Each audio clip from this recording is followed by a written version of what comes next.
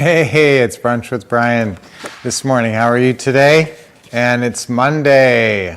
It's early in the month, so sometimes I like to do Fresh Start Mondays. And whenever we have a Monday near the beginning of the month. So it's a fresh start. So let's have a great month this month. Let's have a great December this month and a wonderful holiday season. So guys, I just came on, I just popped on. We got boxes of Christmas decorations and everything going in here. We got lots of stuff going for the holidays. I just wanted to say hi real quick, and I realized last Friday when I talked about comps, it was cutting in and out a little bit, so I'm just gonna briefly do another rundown on that.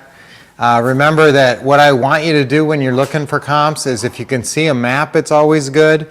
But what I really want you to find is a list of comps where it's a whole list of individual comps that they think are accurate for your property.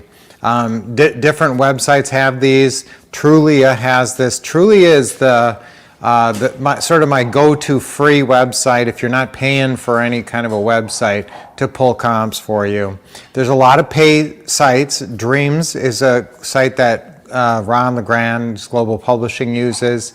I know there's a lot of other sites out there. PropStream is probably one of the most famous or well-known ones. There's programs. There's another one called Delio that I know Lee Arnold, all of his students use, and that actually has a button for comparables. So a lot of these have easy ways to look comps up. Sometimes you can even choose your individual comps and just use those to create your own AVM. An AVM is an automated valuation model. The best known one is Zestimate, but a lot of other websites have AVMs on them where they ascribe a value to the property.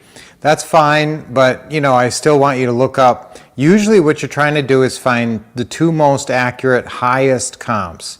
Now that's not always an easy thing to do.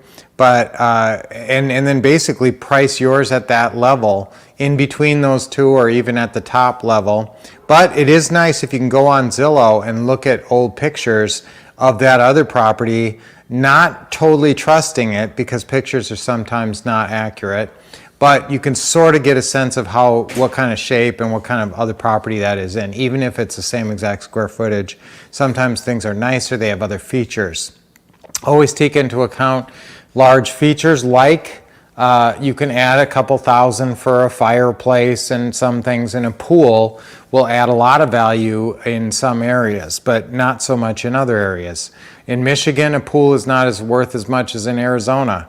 So sometimes those factors play in, but normally you're just looking for the best comps and then comparing features up to a certain point.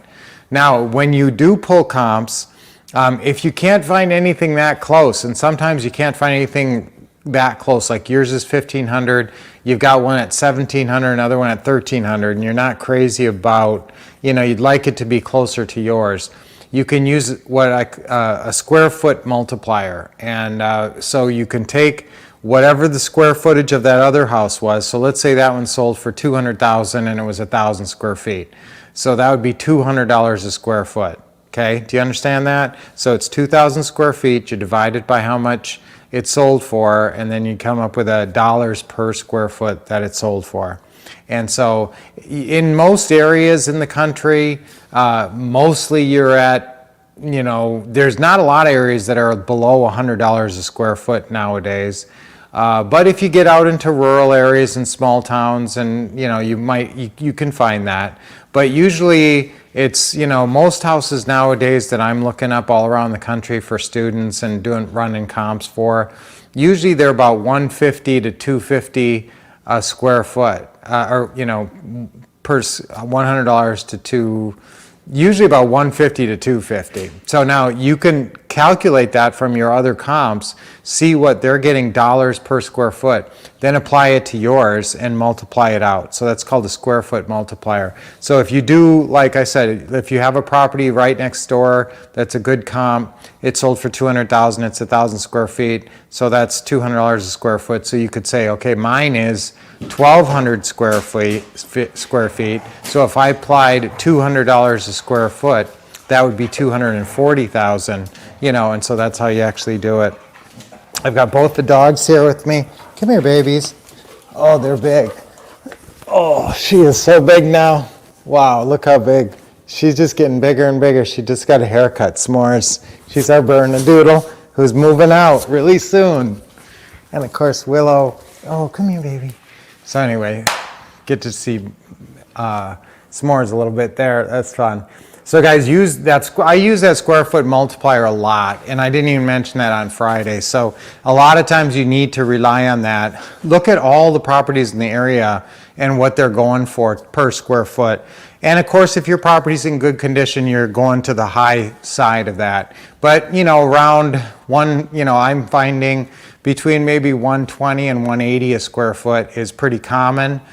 Sometimes some areas get way higher than that, but usually that's a pretty good idea, but just look at the ones in your area and figure it out.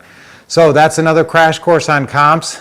Again, I like Trulia, I like Zillow. Don't forget this, really, if I only got like 30 seconds to look up a comp, I will go on Zillow and I'll go to the map and I'll click on the map where the map expands. There's a little arrow thing up in the upper right corner. You expand the map and then you click over in the upper left-hand corner, there's map, and then there's, or is it say road there, whatever, road, and then satellite, and then lot line. So just click on lot line. I don't really use the other ones, hardly ever, but if you click on lot line, it'll give you all those estimates of all the properties in your area, and look for the yellow dots. The yellow dots are recent solds.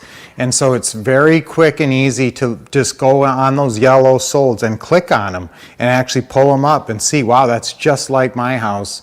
And that one just sold a month ago for blank. So obviously that's a great comp. And so that's another really great tip. And the only place you can find that is Zillow, that I have found anyway, where you can actually do this lot line view where Zestimates are hovering over each individual property. So that's very helpful. You get a really good sense very quickly of the general pricing in an area, and you can specifically target those yellow ones for accurate comps. And you know exactly geographically how far they are away from the property because you got an overhead satellite view. So that's an awesome tip, guys. I always use Zillow on that, and I always use some kind of list where I can work out that square foot multiplier. So some great more tips there. We're gonna have a great week this week. Let's have a great holiday month.